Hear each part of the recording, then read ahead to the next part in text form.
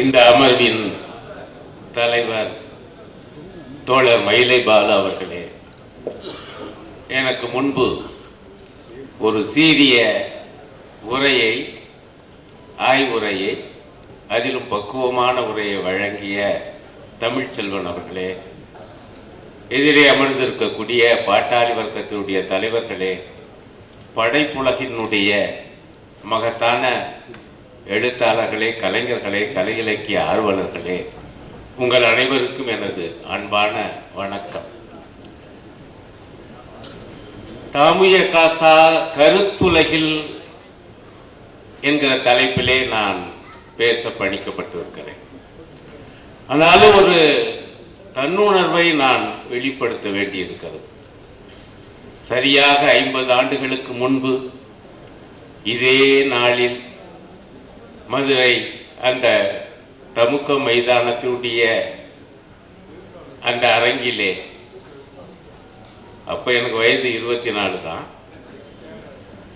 ஓடி ஆடி வேலை பார்த்த அந்த அனுபவம், அதே நேரத்திலே தலைவர்களுடைய அன்பான அரவணைப்போடு மேடை ஏறிய அந்த அனுபவம் தருகிற அந்த நிகழ்ச்சி, அந்த எண்ணம் என்னை சுற்றி வளைத்திருக்கிறது.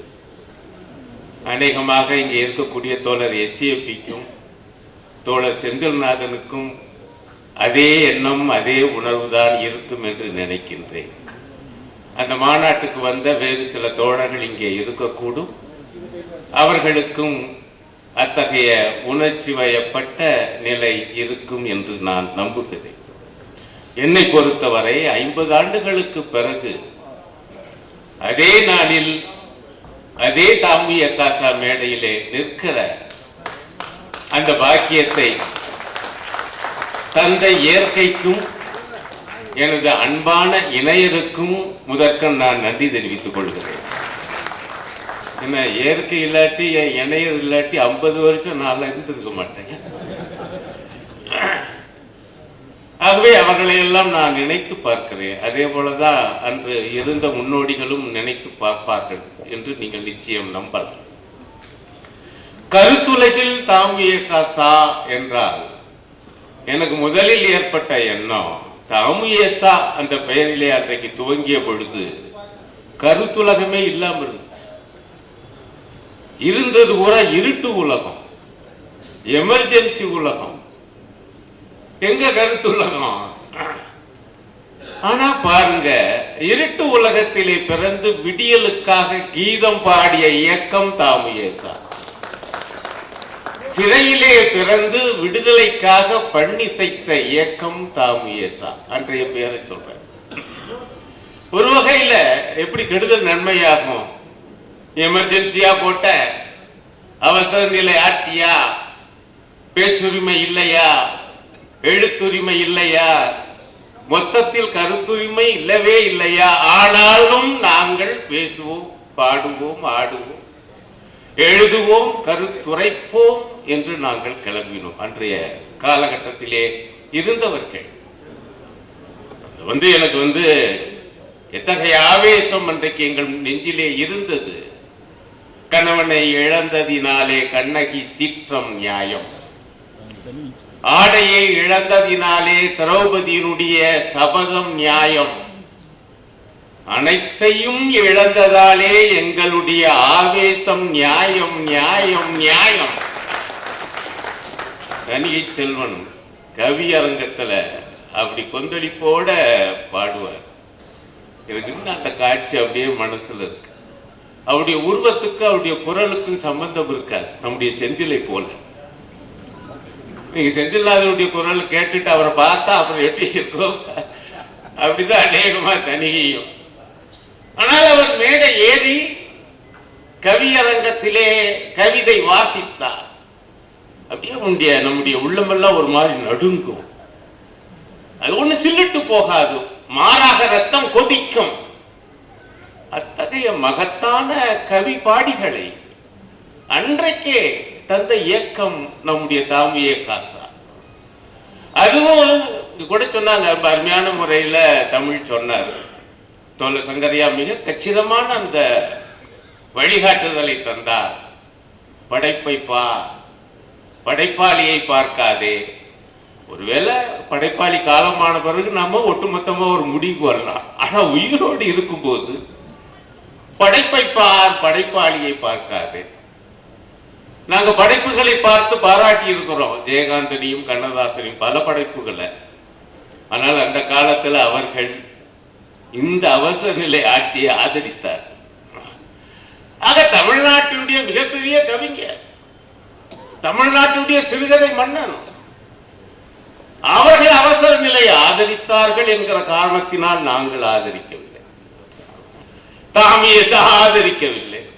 சொல்ல போனா அவங்களுக்கும் சேர்த்து நாம் அவசர நிலையை எதிர்த்து அவங்களுக்காகவும் எழுத்துரிமையை பெற்று தந்தோம். 2 ஆண்டுகளிலேயே அந்த காட்சி முடிந்தது. ஆகவே நம்மை பொறுத்தவரை கருத்துலகில் என்றால் முதலில் கருத்துலகம் வேண்டும், கருத்துரிமை வேண்டும். எழுத்தாளனை பொறுத்தவரையிலே எழுத்து உரிமை வேண்டும். இன்னொரு ஆச்சரியமான விஷயம், நம்முடைய அமைப்பு அற்புதமான பேச்சாளர்களை உருவாக்கியது. இப்ப எழுத்தாளர் சங்கம் பேச்சுரிமையை பற்றி, எழுத்துரிமை தானே எனக்கு தெரிஞ்சு இது அருமையான எழுத்தாளர்களை தந்தது மட்டுமல்ல, சில நேரங்கள்ல பிற இயக்கங்களுக்கு நம்ம சப்ளை பண்ணியிருக்கோம், அது ஒரு பக்கம் நடந்திருக்கு வச்சுக்கிறது. ஆனால் இப்பவும் எண்ணி பார்த்தா தமிழ்நாட்டில் பிரபலமான எழுத்தாளர்கள் யார் என்று பார்த்தீங்கன்னா அவங்களுடைய தொப்புள் கொடி உறவு என்னவா இருக்கும்னா அந்த காலத்து தாமியசாவா இருக்கும், கலைஞரவா இருக்கும். ஆகவே எழுத்துரிமை, பேச்சுரிமை, கருத்துரிமை, கலை உரிமை, இவற்றுக்காக முதலில் குரல் கொடுப்பதே நம்முடைய கருத்துலகின் வேலையாக இருந்தது. பிறகு கருத்து என வரும் பொழுது நம்முடைய அமைப்பினுடைய பெயரே சிக்கலாயிடுச்சு. ஐயா எழுத்தாளன் தானே, கலைஞன் தானே, அதுல என்ன முற்போக்கு? உங்க அமைப்புக்கு ஏன் பேரு தமிழ்நாடு முற்போக்கு எழுத்தாளர் சங்கம் என்று வைத்தீர்கள்? பிறகு ஏன் அதோடு கலைஞர்கள் என்பது பிற்காலத்துல இயல்பான ஒரு வளர் நிலையாக சேர்த்துக் கொள்ளப்பட்டது. ஆனால் முற்போக்கு எழுத்தாளர், பிற்போக்கு எழுத்தாளர்னு இருக்கியா? முற்போக்கு எழுத்தாளர், பிற்போக்கு எழுத்தாளர் என்ன இருக்கு? ஏன் புறம்போக்கு எழுத்தாளர் கூட உண்டு. அந்த காலத்துல நாங்க அப்படியே தான் பேசணும். என்னங்க, ஏன்னா அந்த காலத்துல இந்த ஆபாச எழுத்துக்கள் சொல்லி ஒரு 2-3 பேர் எழுதுனாங்க. ஒரு வார பத்திரிகையில பெரிய கூத்து நடந்துச்சு. 2 ஆபாச எழுத்தாளர்கள் ஒருத்தர் அடிச்சுக்கிட்டாங்க. நீ எழுதுற ஆபாச எழுத்து நல்லதா, சூப்பரா இருக்கா, நான் எழுதுறது நல்லதா இருக்கான்னு ஒரு பெரிய விவாதம்லாம் ஓடிச்சு. இதெல்லாம் பார்த்துதான் நாங்க சொன்னோம், எழுத்திலே முற்போக்கு, பிற்போக்கு, புறம்போக்கு உண்டு. நாங்கள் முற்போக்குக்காக நிற்கிறோம். ஒண்ணுமில்ல, ரொம்ப எளிமையான விஷயம். ஐயா உன்னை படிக்கிறோம், ரசிக்கிறோம், உன்னை பார்க்கிறோம், ரசிக்கிறோம். ஆனால் உங்களை அறியாமலேயே வாசகர்களோ ரசிகர்களோ உங்களுடைய உள்ளத்துக்குள்ளே ஏதேனும் ஒரு செய்தி போயிருக்கும் அல்லவா? அந்த செய்தி நல்லதா கெட்டதா, அவ்வளவுதான். நாங்க அகலமான நாங்க கால் வச்சிருக்கோம். முற்போக்கு என்றால் நீங்கள் தயவு செய்து ரொம்ப குறுகிய மனப்பான்மையோட அந்த காலத்துல இருந்தே தோழர் என்எஸும் கேஎம்மும் எங்களுக்கு காட்டிய அந்த வழிகாட்டல். முற்போக்கு என்பதை தயவு செய்து சுருக்கி வைத்துக் கொள்ளாதே. அது அகலமானது, வாழ்வை போன்றே அகலமானது. வாழ்வுக்கு அதை முன்னெடுத்து செல்வதற்கு, முன்னேற்றப்படுத்துவதற்கு ஒரு அடி உதவுமே. ஒரு எழுத்து, ஒரு கலை, அது முற்போக்கு எழுத்து, முற்போக்கு கலை. சின்னநாதன் ரொம்ப அழகாக அது போற போக்கிலே சொல்லிட்டாரு. ஒவ்வொரு விஷயமா எடுத்துட்டு வந்து, ஐயா அவங்க அப்படி எழுதுனாங்க, ஆனா நம்மால் எப்படி எழுதுனாப்புல, அப்ப அப்படி எழுதுனது பிற்போக்கு, இப்படி எழுதுனது முற்போக்கு. இன்னும் வேடிக்கை என்னன்னா, அவர் சொல்லும்போது நீங்க கவனிச்சிருப்பீங்க, எடுத்துக்கொண்ட கருப்பொருள் ஒன்று, பாடுபொருள் ஒன்றுதான். ஆனால் அவன் சொல்லுகிற விதம், நான் கூட அடிக்கடி சொல்லுவேன், ஐயா ஒரு மனுஷன் நல்லவனா கெட்டவனாங்கிறத வச்சு ஒண்ணு பாரு, அவன் ஏழைகளின் பால் அவனுடைய பார்வை என்னவா இருக்குன்னு பாரு. ஏழைகளை அலட்சியமாக ஏளனமாக பார்க்கிறவன் நல்ல மனிதனாக இருக்கவே மாட்டான். அவன் எப்படி நல்ல எழுத்தாளனா இருப்பான்?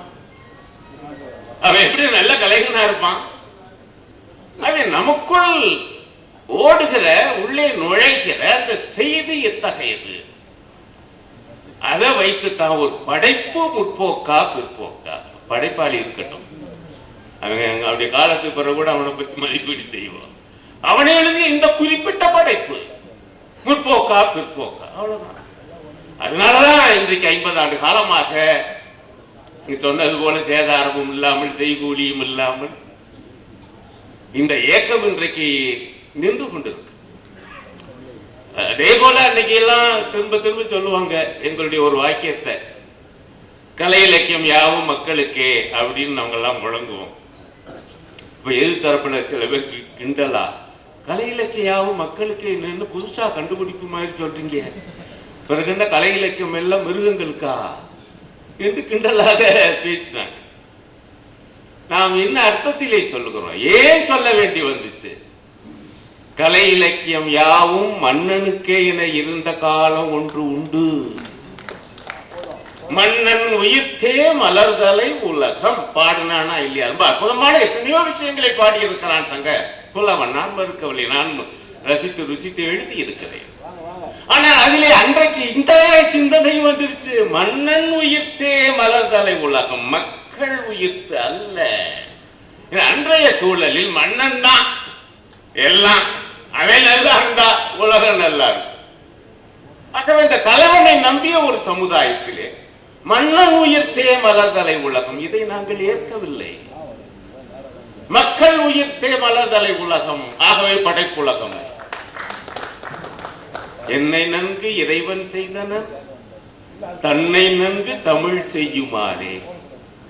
இறைவனை எவ்வளவு பக்கா சுயநலவாதி ஆக்கிவிட்டாங்க. என்னை நன்கு இறைவன் செய்த, என்ன அருமையா இந்த இறைவன் படைச்சா எதுக்குன்னா அவனை பத்தி பாரு, கடவுளை பற்றி பாடுவதற்காக கடவுள் இவரை படைச்சாராம். அவ்வளவு சுயநலவாதி கடவுள் என்று நான் சொல்லல, அத கவிஞன் சொல்லி இருக்கிறார். ஆகவே கலை இலக்கியம் யாவும் அரசனுக்கே என்றார்கள், பிறகு கலை இலக்கியம் யாவும் ஆண்டவனுக்கு என்றார்கள். ஆகவே நாங்கள் சொன்னோம் கலை இலக்கியம் யாவும் மக்களுக்கே.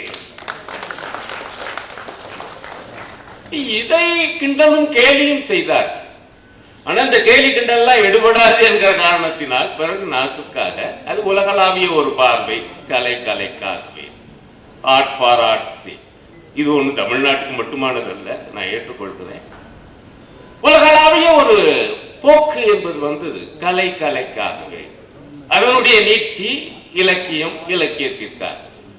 இப்ப நான் உங்களுக்கு திருப்பி கேட்டேன், கலை இலக்கியம் யாவும் மக்களுக்கு தான் கேள்வி பண்ணீங்களே, கலை கலைக்காகவே சொன்னா அது அபத்தமா தெரியலையா?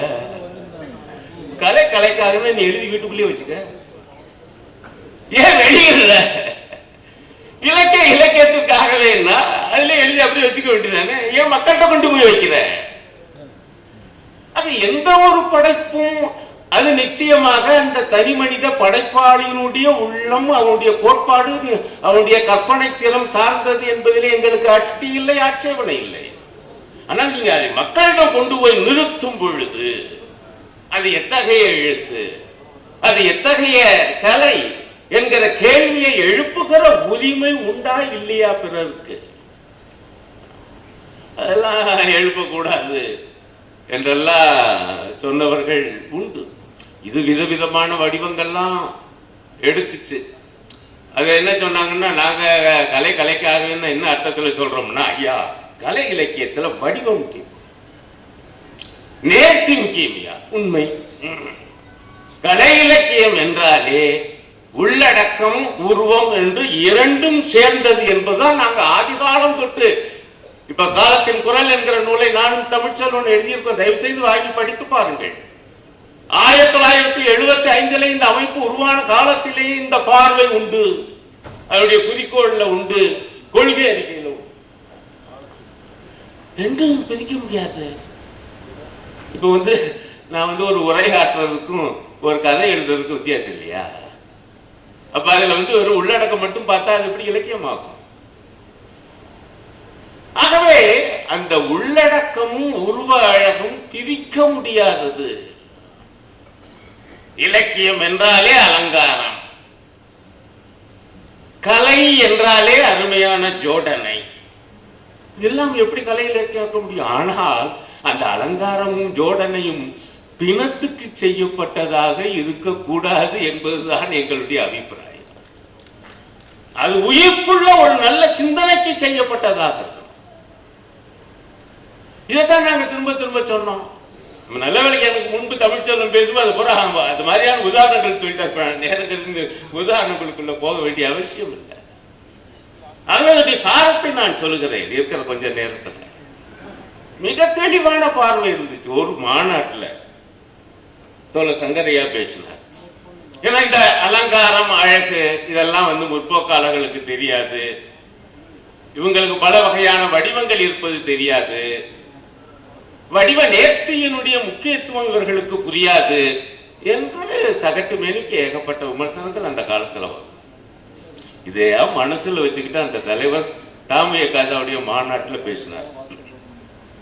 அவர் என்ன ஆரம்பிச்சார்னா, 1917 நவம்பரில் ரஷ்யாவிலே மகத்தான சோவியத் புரட்சி வெற்றி பெற்றது. அப்பொழுது எதிர்ப்புரட்சியாளர்கள் தானிய வயல்களை எல்லாம் எரித்து விட்டு ஓடிவிட்டார். ஒரு உள்நாட்டு யுத்தம் நடந்து கொண்டு இருக்கிறது. 1917 இருந்து 1920 வரைக்கும் இந்த வரலாறு தெரிந்தவர்களுக்கு தெரியும். இந்த காலத்துல பாருங்க, அங்க ரஷ்ய நாட்டில் இருந்த ஜெர்மன் தூதரகம், அப்போ சர்வதேச அரசியல் பல பின்னணி, அதுல அந்த தூதரக அதிகாரிகள் லெனினுடைய அரசுக்கு ஒரு தகவல் சொல்றாங்க. இப்படி தானியங்களை பூரா அவங்க எரிச்சிட்டு போயிட்டாங்க, உங்க எதிராளிகள் பார்க்கிறோம், மக்கள் ரொட்டி இல்லாம அவதிப்படுறாங்க, ஜெர்மன் நாடு உங்களுக்கு ரொட்டி தர தயாரா இருக்குன்னு ஒரு செய்தி வருது. இந்த செய்தியை ஒரு அதிகாரிகள் கொண்டாந்து லெனின்ட்ட சொல்றாங்க. சொல்லும் போது ஆனா அவங்க ரொம்ப கோபத்தோட சொல்றாங்க. என்னன்னா, பாருங்க இந்த ஜெர்மன்காரங்க ரொட்டி தர்றேன்னு சொல்லிவிட்டு ரொட்டி வாங்க வரும்போது ஈவினிங் சூட்ல வர சொல்றாங்க. நம்ம பாட்டாளி வர்க்க அரசை இப்பதான் உருவாக்கி இருக்கோம், இவன் சொல்ற மாதிரி ஈவினிங் சூட்ல ஏன் போகணும், அவன் ரொட்டியும் வேணாம் ஒண்ணு வேணாம் இவரு லெனின்ட்ட சொல்லும் போது லெனின் பூராத்தையும் கேட்டுக்கிட்டு, மக்கள் பட்டினியோடு இருக்காங்க, எதிராளி இப்படி பண்ணிட்டான், எதிர் புரட்சியாளர்கள் இப்படி பண்ணிட்டான், அவன் ஈவினிங் சூட் தாண்டி போட்டு வர சொன்னான், நீ வேணா பாவாடை கூட கட்டிட்டு போ, ஆனா ரொட்டி வேணும். பாட்டாளி மக்கள் தலைவன் என்பது அவர்தான், லெனின் தான் மெய்யான புரட்சி தலைவர். ஏகப்பட்ட புரட்சி தலைவர்கள் தமிழ்நாட்டில் பார்த்துட்டான், தலைவர்கள் தலைவிகள், அப்புறம் புரட்சியை விட்டுட்டு எழுச்சி தமிழர்கள் தலைவர்கள் நிறைய பார்த்தாச்சு. அது இன்னொரு நாட்டுக்காரன் ஏதோ ஒரு கோணத்திலே இருந்து ரொட்டி தரேன்னு சொல்லும் போது ஈவினிங் சூட் போட்டுட்டு வான்னு ஒரு கண்டிஷன் வச்சா அது ஒரு பெரிய பிரச்சனையா? சொல்றபடி போ, பாவாடை கட்டிட்டு வானா கூட கட்டிட்டு போ. இந்த காட்சியை வர்ணிச்சார். எங்க? எழுத்தாளர் சங்க மாநாட்டில் சொல்லிவிட்டு, நான் இவ்வளவு நேரமும் கலை இலக்கியத்தினுடைய வடிவங்கள் பற்றி பேசிக் கொண்டிருக்கிறேன். இது ஒரு உருவகமா? சொல்லிவிட்டு நானு கலை இலக்கியத்தினுடைய வடிவங்கள் பற்றி அதனுடைய அர்த்தம் என்ன? ஐயா, ஒரு முக்கியமான கருப்பொருளை சொல்லுவதற்கு அந்த வடிவம் தான். ஈவினிங் சூட்டு தான் போட்டுக்க. இந்த முக்கியமான பாடுபொருளை சொல்வதற்கு பாவாடை கட்டிட்டு போகணும்னா போய்க்க. எந்த வடிவத்தையும் பயன்படுத்த. வடிவங்களை பொறுத்தவரை நம்முடைய அமைப்பு மகா சுதந்திரத்தை தந்தது. பாருங்க, எங்க இருந்து எங்க வந்திருக்கும். எங்களை போல பழைய ஆளுங்கள்லாம் உங்களுக்கு இந்த ரேப் பாடெல்லாம் நம்ம மேடையில் வரும்னு நினைச்சவா? நல்லா தானே இருந்துச்சு. தப்புன்னு தெரிஞ்சா பட்டுன்னு கேளு. இதை விட என்ன வேணும் முற்போக்கு?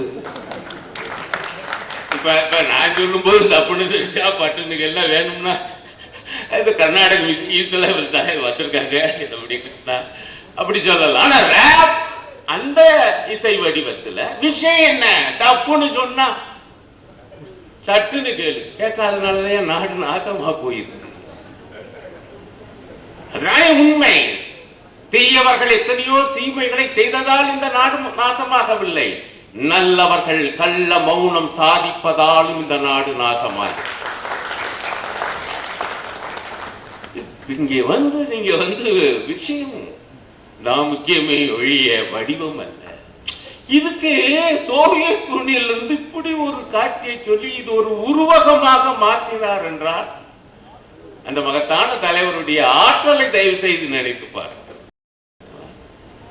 இன்னும் பல வகையான வடிவங்கள் வந்துச்சு இந்த பிரச்சனைகள் குறித்தெல்லாம். இது ஒரு அறிவார்ந்த சபை இருக்கிற காரணத்தினால் நான் இந்த மாதிரி சில விஷயங்கள் எல்லாம் சொல்ல வேண்டியிருக்கு. இது இன்னொரு வடிவம் எடுத்தது. இப்ப கூட யாரும் கலைக்காக யாரும் பேசுறது இல்லை, ரொம்ப பழிச்சுன்னு. ஜெயமோகன் கூட அப்படி பேசுறது இல்லைன்னு நினைக்கிறேன். அது வேற பாயிண்ட்ல பேசுறாரு. தமிழ்ல நாவலே வரலன்னு அப்படி ஒரு போடு போட்டார் கொஞ்ச நாளைக்கு முன்பு. என்ன விஷயம்னா அவர் எழுதுறது மட்டும்தான் நாவல்னு எல்லாரும் சொல்லணுங்கிறதுக்காக தமிழ்ல நாவலே வரலன்னு இன்னைய வரைக்கும் பேசுறாருல நம்ம தமிழ் சொல்றது. அவர் என்ன சொல்றது, இப்படி சில நேரங்களில் பேசினாங்க, இதுக்கெல்லாம் பதிலடி கொடுத்தோம். ஆனா இப்ப பெரிய அளவுக்கு அந்த பேச்சு இல்லை, அந்த கேலி பேச்சும் இல்லை. கலை இலக்கியம் யாவும் மக்களுக்கு. ஆனால் என்ன இருக்குன்னா கூர்ந்து கவனிங்க, இந்த நாடு எப்படி இருக்கு. பாபர் மசூதி இடிப்புல இருந்து திருப்பரங்குன்ற விவகாரம் வர, மதுரையினுடைய அந்த முருக பக்தர்கள் மாநாடு, சோகால்டு மாநாடு நடத்தினாங்களே, சங்கிகள் மாநாடு வர, மக்களை மதவெறியால் பிளந்து இந்த நாட்டையே நாசமாக்குகிற ஒரு மிகப்பெரிய சதி நடந்து கொண்டிருக்கிறது. ஆனால் நான் கேட்கிறேன், எத்தனை எழுத்தாளர்கள், எத்தனை கலைஞர்கள் இவற்றையெல்லாம் பாடுறாங்க, பேசுறாங்க, எழுதுறாங்க. நம்ம ஆளுங்க பல பேர் எப்படி இருக்காங்கன்னா இந்த மாதிரி தத்துவத்துக்குள்ள எல்லாம் போறது இல்லை, கலை இலக்கிய கோட்பா. ஆனா வம்பு தும்பு இல்லாத கவிதையா எழுதுது. வம்பு தும்பு இல்லைன்னா என்னன்னா ஒரு கவிதை, அது ஒரு ஒற்றை எறும்பு, அது ஒரு ஒற்றை எறும்பு, ஆனாலும் வரிசையில் செல்கிறது. கவிதை. நான் திரும்ப திரும்ப யோசிச்சு பார்த்தேன், ஒற்றை எறும்பு எப்படா வரிசையில போகும்? அதுதாயா புதுமை. நான் இன்னும் ஒற்றுக்கொள்கிறேன், இது கூட ரசிக்கலாம். ஆனால் இந்த உலகம் இருக்கே, இது ஒரு கவிதையை மக்கள்கிட்ட கொண்டு வரீங்களே, அவங்களுக்கு இது மூலமா என்ன சொல்றீங்க? அதை விட இன்னும் இல்லைங்க, நாங்களும் கொஞ்சம் சித்தாந்தமா பேசுறோம். என்ன சித்தாந்தம்? வாழ்ந்து என்ன ஆக போகிறது? செத்து தொலைவோம். அடுத்து அடிச்சாரு, செத்து என்ன ஆக போகிறது? வாழ்ந்து தொலைப்போம். இரண்டாவது பகுதி நல்லா தானே இருக்கு. ஆனால் என்ன சிக்கல், ஏதோ போனா போகுதுன்னா வாழ்க்கையை பார்க்கிறது. வாழ்ந்து என்ன ஆக போகிறது? செத்து தொலைவோம். செத்து என்ன ஆக போகிறது? வாழ்ந்து தொலைப்போம். வாழ்க்கையை பற்றி இந்த பார்வை எப்படி சரியானதாக இருக்க முடியும் என்கிற கேள்வியை எழுப்பினால் அவன்தான் முற்போக்கு கலை இலக்கிய விமர்சனம். எனக்குள்ள வருத்தமெல்லாம் சமீப காலமாக தமிழ்நாட்டிலே கலை இலக்கிய விமர்சனம் என்பது படைப்பாக்க வந்திருக்கு. ஆனால் கலை இலக்கிய விமர்சனம் என்பது எந்த அளவுக்கு வந்திருக்கிறது என்பதை தயவு செய்து எண்ணிப்பார். இதெல்லாம் காலத்துல உருவான அந்த பேச்சு இல்லாட்டியும் கூட போஸ்ட் மாடர்னிசம் எனப்படுகிற அந்த பின்னை நவீனத்துவம் பல வகையா வந்துச்சு. சர்ரியலிசம், எக்ஸிஸ்டென்ஷியலிசம், இது பற்றியெல்லாம் நம்முடைய தாமுயசா மாநில மாநாட்டில் வாதிச்சு தீர்மானங்களை நிறைவேற்றி இருக்கிறோம். ஆனா அதெல்லாம் என்ன குழப்பத்தை எல்லாம் உருவாக்குது. நான் ஒரே வாக்கியத்தில் சொல்றேன், என்னையா பின்னை நவீனத்துவம்? பின்னை நவீனத்துவம் என்ன சொல்லுது என்றால், எதையுமே அகண்டமாக பார்க்காது. ஒரே வாக்கியம் சொல்லிட்டான். அவன் ஒரு வார்த்தை போட்டான், பெருங்கதையாடல் கூடாது. அதாவது ஒட்டுமொத்தமான சமுதாயம் எப்படி இருக்கிறது, அது எதை நோக்கி போகிறது என்று பார்க்காதே வெட்டி வெட்டி கூறு போட்டு போட்டு கடைசியா ஒரு மனுஷன்ல வந்து நிற்கும். அந்த மனுஷன் அவனுடைய மன உலகம், அதை பத்தியே பாடு, பேசு, எழுது, போதும். இதை சொன்னது யார் தெரியுமா? கோயம்புத்தூர் தாமுயசா மாநாட்டிலே வந்து இந்த போஸ்ட் மாடர்னிசம் பற்றி அற்புதமான உரையாற்றிய ஒரு அரசியல் தலைவர் தோழர் சீதாராம் யெச்சூரி. நமக்கு ஆட்டம் வழிகாட்டியது. எத்தனை எனக்கு ரொம்ப பெருமை. இப்போ நினைப்பேன், அவருடைய உரையை நான் தமிழாக்கம் பண்ணேன். அது நாங்க ஏற்கனவே இந்த தலைப்புல தான் பேசினேன், இசைப்பிக்கு நல்லா தெரியும். இந்த தலைப்புல மார்க்சிஸ்ட் கம்யூனிஸ்ட் கட்சியினுடைய அன்றைய பொதுச் செயலாளர் வந்து கலை இலக்கியவாதிகளுக்கு போஸ்ட் மாடர்னிசம் பற்றி ஒரு சரியான பார்வையை முன்வைத்தார். அத்தகைய வழிகாட்டல்கள் விஷயத்தை நீங்கள் வெறும் தனி மனித உளவியலாக கடைசியில் கொண்டு போய் நிறுத்துவீர்கள். உண்மை, நான் மறுக்கவில்லை. உளவியல் தேவை, உளவியல் இருக்கு. நீங்க நான் என்ன மறுக்கிறது? அகம் என்பது உண்டு. தமிழனுக்கு அந்த மரபு உண்டையா. அகம் 400, புறம் 400. எப்படி நம்மால் அப்பவே 2 உண்டியா? ஆனால் புறமே இல்லாத அகம் உண்டா? புறமே இல்லாத அகம் உண்டா? புற உலகே இல்லாத அகம் உண்டா? சமுதாயமே இல்லாத ஒரு ஒற்றை தனி மனிதன் தனித்தீவாக வாழ முடியுமா? வாழ்ந்திருக்கிறானா? கற்பனையாக சில நாவல்கள் ஆங்கிலத்தில் வந்திருப்பதை நான் அறிவேன். ஆனால் நடப்பு நாம் தயவு செய்து இந்த மாதிரியான இசங்களிலுக்கு மாறுபட்டு தான் நாம யதார்த்தவாதம், ரியலிசம் என்கிற இசத்தை அன்று முதல் இன்று வரை, இன்னும் சொல்ல போனா இடதுசாரிகளே சில பேர் சோசியலிச யதார்த்தவாதம் என்பது வாய்ப்பில்லை, இனி கிடையாது, அந்த கதை முடிஞ்சு போச்சு. 1991 சோவியத் யூனியன் சிதைஞ்ச உடனே சோசியலிசம் போச்சு. ஆகவே சோசியலிச யதார்த்தவாதம் போச்சு. இல்லை, இது தவறான கருத்தோட சொன்னவா அவர் இவர் அல்ல, ஒரு மிகப்பெரிய இடதுசாரி எடுத்தாளரா. பெயர் முக்கியம் அல்ல, சிந்தனை தான் முக்கியம் என்ற காரணத்துக்காக பெயரை சொல்லவில்லை. சோசியலிச யதார்த்தவாதம் என்பது இனி இல்லை, முடிந்து விட்டது சோவியத் யூனியனோடு. எனக்கு ரொம்ப ஆச்சரியமா, சோசியலிச சிந்தனைங்கிறது சோவியத் யூனியனில் இருந்து பிறக்கவே இல்லை. ஆகவே சோவியத் யூனியனோடு முடிய போறதும் இல்லை. எல்லாரும் எல்லா பெரும் செல்வமும் எய்தலாலே இங்கே எல்லாரும் இல்லை, உடையாரும் இல்லை மாதோ. இப்ப இது எப்ப வந்துச்சு? இது சமத்துவ சிந்தனை என்பது இயல்பான ஒன்று. இது யதார்த்தவாதம் என்பது முக்காலத்தை பற்றியது. கடந்த காலத்தை பற்றிய யதார்த்தம் சரித்திர கதைங்கிறீங்க, சமகாலத்தை பற்றிய யதார்த்தம் சமூக கதைங்கிறீங்க, எதிர்காலத்தை பற்றிய யதார்த்தம் விஞ்ஞான கதைங்கிறீங்க. நாங்க அதோட ஒண்ணு சேர்த்து சொல்றோம், சமூக விஞ்ஞான கதை. அதுதான் என் சோசியலிச யதார்த்தவாதம். இந்த உலகம் நாளைக்கு நல்லதாக முடியும். ஏற்கனவே இருந்ததை விட ஒரு நல்ல உலகம் இன்னைக்கு வந்திருக்கு. இன்னைக்கு இருக்கக்கூடிய இந்த அவலங்களை எல்லாம் பார்த்து நம்ம ஒரு முடிவுக்கு வர வேணாம். முந்தைய உலகம் இதை விட மோசம். பல யுகங்களை கண்டுவிட்டது இந்த உலகம், மனித குலம். அவை இதை விட மோசமானது ஒழிந்து இன்றைக்கு இது வந்திருக்கிறது என்றால், இது ஒழிந்து இதை விட சிறந்த ஒரு சமுதாயம் பிறக்கும். அதற்கு நாங்கள் வைக்கிற பெயர் சோசியலிசம். நீ வேணா வேற பேரை வச்சுக்க, ஆனால் இந்த சமுதாயம் நிரந்தரம் என சொல்லாது. Status Guo. இதுவே நித்தியம் என சொல்லாது. காரணம், இது நித்தியமாக இருந்தது இல்லை, மாறி மாறி வளர்ந்து வந்தது. ஆகவே இது நித்தியமாக இருக்காது, இதை விட சிறந்தோம். அதை இப்ப கனவு கண்டு அதை பத்தி எழுதக்கூடாதுங்களா? ஐயா, எழுதாத. ஏன்னா சோசியலிச யதார்த்தம் முடிஞ்சு போச்சு. ஆனா அதையெல்லாம் நாம எதிர்த்து போராடும். எனக்கு கொடுக்கப்பட்ட நேரம் முடிந்து கொண்டிருக்கிறது. ஆகவே இறுதியாக ஒன்றை சொல்லி நான் விடைபெற விரும்புகிறேன். இன்றைய சூழலில் யதார்த்தவாதிகள் என்றால் இன்றைய யதார்த்தம் என்ன என்பதை தயவு செய்து நாம் நெஞ்சிலே நிறுத்த வேண்டும். நான் பார்க்கிறேன் நம்முடைய படைப்புகள் அல்லது நம்முடைய எழுத்துக்கள்ல இந்த பாஜகவுடைய இந்துத்துவா பற்றி, அதனுடைய மதவெறி கோட்பாடு பற்றி மிக காத்திரமான, ஏன் சொல்ல போன ஆத்திரமான எழுத்துக்கள், பேச்சுக்கள் எல்லாம் வரும். ஆனால் இந்துத்துவத்தினுடைய சாரம் என்ன புரிந்து கொண்டிருக்கிறோமா? நான் சொல்லுகிறேன், இது நல்லா சொன்னார் செந்தில்நாதன் மதத்தை பற்றி. நான் நேரம் கருதி அதுக்குள்ள போகலப்பட்டு ஒரே ஒரு விஷயம், கடவுள் இல்லை என்பது நாத்திகம். இல்லாத கடவுள் இத்தனை கோடி பேர் இதயங்களில் எப்படி இருக்கிறார் என விளக்குவது மார்க்சியம். ரெண்டுக்கு வித்தியாசம் இருக்கு, ஆனா இணைப்பு இருக்கு. கடவுள் இல்லை என்பதை மார்க்சியம் சொல்லுது, அதோட அது நிறுத்திக்கல. இல்லாத கடவுள் இத்தனை கோடி பேர் நெஞ்சிலே இருப்பது எப்படி? இந்த கேள்வியை எழுப்பி பக்தர்களையும் மத உணர்வு உள்ளவர்களையும் மத வெறிக்கு எதிராக திரட்டுவது. இந்துத்துவா என்கிற சொல்லிலே இருக்கக்கூடிய இந்து, அந்த பாதி சொல் பல பேரை குழப்பக்கூடிய ஒரு சூழல். நான் அந்த வார்த்தையை பயன்படுத்தவே கிடையாது. அப்படியே பயன்படுத்தினாலும் இந்துத்துவா என்னப்படுகிற மனுவாதம் அப்படின்னு சொல்லி, அந்த இந்துத்துவாவுடைய சாரம் என்ன?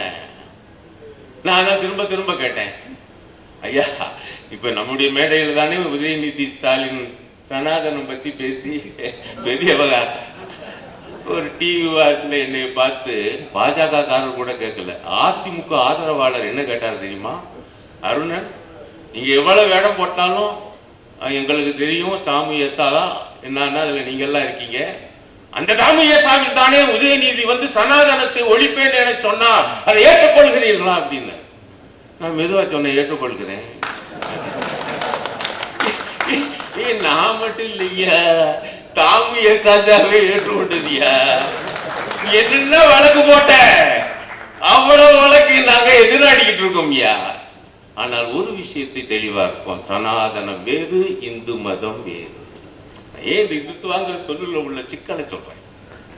சனாதனம் வேறு, இந்து மதம் வேறு. நான் நேரத்திற்கு டீடைல்ஸ்குள்ள இப்ப ஒரு ஒரு ஒரு உபன்யாசகருடைய பேச்சு வலைத்தளங்கள்ல பூரா வந்துகிட்டு, தயவு செய்து கிடைச்சா அதை பாருங்க. அவர் ரொம்ப கோபமா ஒருத்தர்கிட்ட ஒரு ஆங்கர் அவர்கிட்ட கேள்வி கேட்கிறாரு, என்னங்க நாங்கள் இந்துக்கள் தானே, ஏன் உங்க வேதங்களை எல்லாம் எங்களுக்கு சொல்லி தர மாட்டேங்கிறீங்க? அவருக்கு ரொம்ப கோபம் வந்துச்சு. அந்த சனாதனி இங்க வாரு வேதங்களை கூட எல்லா இந்துக்கும் சொல்லி தர முடியாது.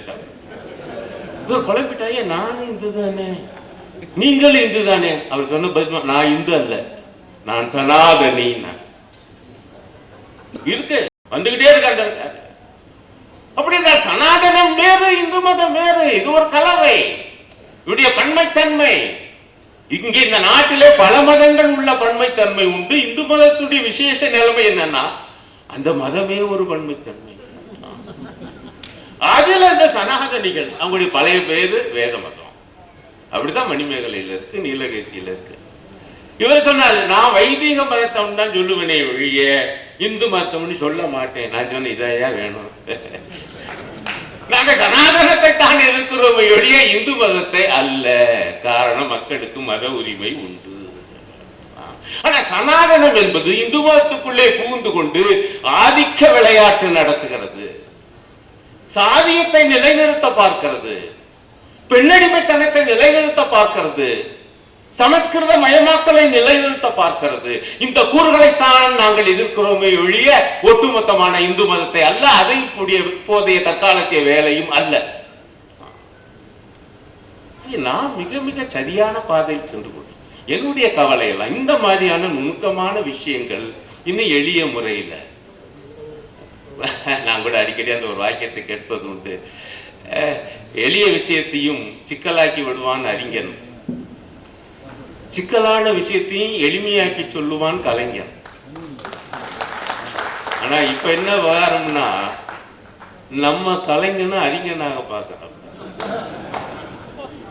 நாமளும் சிக்கலாக்க பார்க்கிறோம். எளிமையாக்குங்க. எளிமை என்பது அழகினுடைய விரோதம் அல்ல. ஆனா வந்து ஒரு 19 சொன்னா தான் நான் திரும்ப திரும்ப சொல்லுகிறார் தான், பாரதியுடைய பாடல்கள் எது 19 இருக்கியா, கான்கிரீட். ஆனால் அதனுடைய இலக்கிய அழகுக்கு எவன் போட்டி போட முடியும்? ஆனால் வந்து விஷயங்களை படிச்சுன்னு சொல்வதில்லை, அது உட்கூரை புடுங்கி எடுத்து எளிமையாக சொல்லுவது. இதுதான் முற்போக்கு கலைஞன் எழுத்தாளனுடைய வேலை. எல்லாரும் குழப்பிக்கிட்டே இருந்தா என்னங்க புரியல, ஐயா என் படைப்பை புரியுற அளவுக்கு ஓம் புத்தி வளரணும்னு சொன்னா நம்ம என்ன பண்றோம்? ராஜா ராமாமிர்தம் ஒரு நூலுடைய முன்னுரையில் எழுதினாரு, என்னுடைய எழுத்துக்கள் சில புரியவில்லை என்கிறார்கள், இன்று புரியாவிட்டாலும் நாளை புரியும், நாளை புரியாவிட்டாலும் நாளை மறுநாள் புரியும், ஒரு நாளும் புரியாமல் போனால் தான் என்ன முடிச்சுட்ட முன்னுரையில் இருக்கு. நாம் இதெல்லாம் எடுத்து கையாண்டு இருக்கோம். அது முற்போக்கு எழுத்தாளர்கள் இன்றைய வாழ்வினுடைய யதார்த்தம். எவ்வளவு பெரிய ஆபத்து இன்றைக்கு இந்தியாவை சூழ்ந்து கொண்டிருக்கிறது. ஒரு சனாதன ஆட்சி 11 ஆண்டு காலமாக தொடர்ந்து நடக்கிறது. அதற்கான எதிர்ப்பு தமிழ்நாட்டுக்கும் கேரளாவிலும் இருக்கிற காரணத்தினால் இந்த 2 மாநிலங்களை குறிவைத்து அவர்கள் எப்படி தாக்குகிறார்கள்? இந்த உண்மையை சொல்ல வேண்டாமா முற்போக்கு எழுத்து? இந்த உண்மையை சொல்ல வேண்டாமா முற்போக்கு படைப்பு? இன்னும் ஒன்றை சொல்லி முடிப்பேன். இது சனாதனம் என்பது வெறும் சனாதனமா இல்லாத நம்ம தான் புரிஞ்சுக்கணும். இங்கே சனாதனம் பெருமுதலாளித்துவத்துடன் கைகோட்டு வருகிறது. சனாதனிகளுக்கும் அதானிகள் அம்பானிகளுக்கும் இடையிலான அந்த கள்ள உறவு அல்ல, நேரடி உறவு. அதை நாம் எடுத்து சொல்கிறோமா? எந்த அளவுக்கு எடுத்து சொல்லி இருக்கிறோம்? ஒண்ணுமே இல்லைங்க. 2 நாளைக்கு முன்னாடி போன வாரம் நினைக்கிறேன், ஐயாவுக்கு தெரியும், அப்படி ஒரிசாவில் பூரி ஜெகநாதர் தேர் திருவிழா. பார்த்தா 300 பேர் 400 பேருக்கு காயம், ஒரே நெருக்கடி நெரிசல். பிறகு உள்ள வருது செய்தி, தேர் வந்துகிட்டே இருந்துச்சான், டபக்க நிப்பாட்டாங்க. அதனால நெரிசல். ஏன் நிப்பாட்டான்? அதானி இன்னும் வரலையா, அவர் வந்து இழுத்தா தான் தேர் வரும். இந்த ஆட்சி ஆண்டவனுக்கு தருகிற முக்கியத்துவத்தை விட அதானிக்கு தருகிறது. நன்றி, வணக்கம்.